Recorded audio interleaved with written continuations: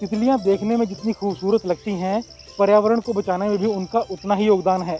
लेकिन दुख की बात ये है कि तितलियों की कई प्रजातियां तेज़ी से ख़त्म हो रही हैं और इसके लिए कोई काम नहीं किया जा रहा, किसी का ध्यान नहीं जा रहा। लेकिन चंडीगढ़ के एक ऐसे शख्स हैं जो पिछले करीब 15 सालों से इन तितलियों को बचाने के लिए काम कर रहे हैं और राहत की बात ये है कि इन तितलियों की जो प्रजातियां हैं, इस समय चंडीगढ़ में बढ़कर 100 से ज़्यादा हो चुकी हैं। हमारे साथ कुलभूषण जी मौजूद हैं, इनसे हम बात करते हैं।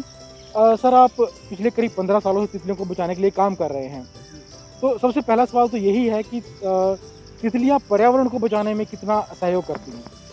देखो, तितलियों का बहुत बड़ा योगदान है जो ऑल ओवर द वर्ल्ड। हमें बड़ी अनफॉर्चुनेट बात है कि पिछले 10 साल में 41% इंसेक्ट्स जो है कम हो गए हैं और उनमें से 52% बटरफ्लाइज हैं जो कम हो गई है। आप ये अंदाज़ा लगाओ, अगर 10 साल में 41% कम हुए हैं तो अनदर एक डिकेड में 41% और कम हो जाएंगी।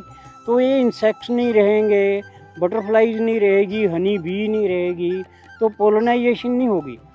पोलिनाइजेशन नहीं होगी तो फिर उसके बाद क्रॉप्स वगैरह पैदा नहीं होंगे। फ्रूट्स जो हम ह्यूमन कंजम्पशन के लिए जो खाते हैं चीज़ें, वो अगर ख़त्म हो जाएगी तो एक दिन ऐसा आएगा, जीव जंतु इंसेक्ट्स वगैरह तो रहेंगे लेकिन ह्यूमन बीइंग नहीं रहेगा। तो इसको इतनी सीरियसली लेना चाहिए कि इंसेक्ट्स वगैरह को, बटरफ्लाइज को, हनी बीज को हमें सेव करना है अपने लिए, इनके लिए नहीं। हम अगर सेल्फिश भी हो जाएं तब भी हमें अपने लिए सेव करना इनको ज़रूरी है, ताकि जो है पर्यावरण बचा रहे, फसलें होती रहें, फूल और फल होते रहें। लेकिन चंडीगढ़ में जो बटरफ्लाई पार्क है, जिसे आपकी देखरेख में तैयार किया गया है, यहाँ पर आपने काम कब से शुरू किया गया और प्रजातियों को बढ़ावा जो है वो कब से मिलना शुरू हुआ? ऐसे है, जब यहाँ पे जो काम शुरू हुआ है उससे पहले मैं 2007 से काम करता था। तो इन बिटवीन बटरफ्लाई पार्क का काम शुरू हुआ है। तो उस समय के जो CCF थे, मिस्टर संतोष कुमार IFS, तो उन्होंने मेरा काम देखा है। तो उसके बाद उन्होंने कहा कि हमें असिस्ट कीजिए इसमें मदद करने के लिए। तो तब से मैं जुड़ा हुआ हूँ।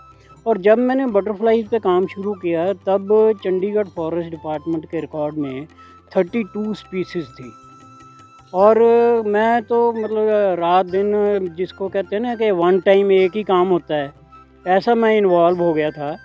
तो आज की डेट में 130 स्पीसीज़ जो है ये बटरफ्लाई पार्क में और चंडीगढ़ में मैंने रिकॉर्ड की है।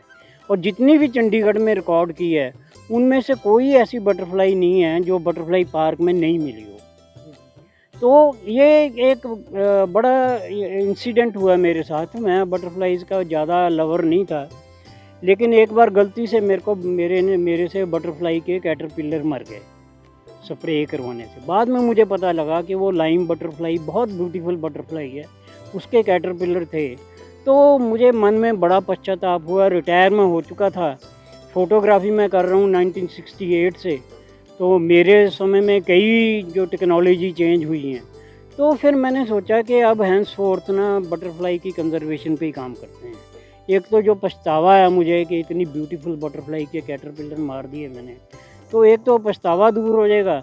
सेकेंडली ये है कि ये नया काम है, इस पे करते हैं काम, तो इंगेज रहते हैं। और मेरे को इतनी डिफ़िकल्टी आई कि मैंने 1973 में मास्टर्स की है पॉलिटिकल साइंस में। साइंस मैंने कभी पढ़ी ही नहीं। सब्जेक्ट बाई चांस मैंने ऐसा चुन लिया जो साइंटिफिक है। पहले तो मुझे फैमिलीज़ के नाम नहीं याद आते थे, इनके बटरफ्लाई के नाम बोलने में बड़ी तकलीफ़ होती थी। लेकिन गूगल से सर्च कर के पढ़ के धीरे धीरे बुक्स ली।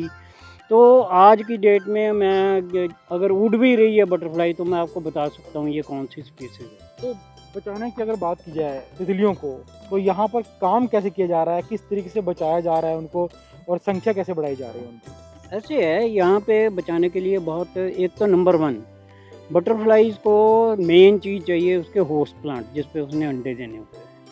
तो यहाँ पे 165 होस्ट प्लांट है डिफरेंट टाइप ऑफ बटरफ्लाइज के। और नेक्टर के लिए यहाँ काफ़ी ज़्यादा ये फ्लावरिंग भी है। हाँ, तो ये थे कुलभूषण कंवर, जिन्होंने बताया कि वो किस तरीके से तितलियों को बचाने के लिए काम कर रहे हैं और लोगों से भी अपील कर रहे हैं कि तितलियों को बचाने के लिए प्रदूषण का कम होना बेहद ज़रूरी है, पेस्टिसाइड का कम होना बेहद ज़रूरी है। क्योंकि तितलियां अगर दुनिया से ख़त्म हो जाएंगी तो जितने भी हम पौधे उगाते हैं, फल हैं, फूल हैं या फसलें हैं, वो भी उगना बंद हो जाएंगी। तो इसलिए उनके लिए नहीं सही ना सही, लेकिन जो इंसानी प्रजाति है, इंसान है, वो अपने अस्तित्व के लिए तितलियों को बचाएं, क्योंकि अगर तितलियाँ खत्म हो गई तो इंसानों का अस्तित्व भी खतरे में पड़ जाएगा। कैमरामैन राजेश के साथ चंडीगढ़ से विजय राणा, ET भारत।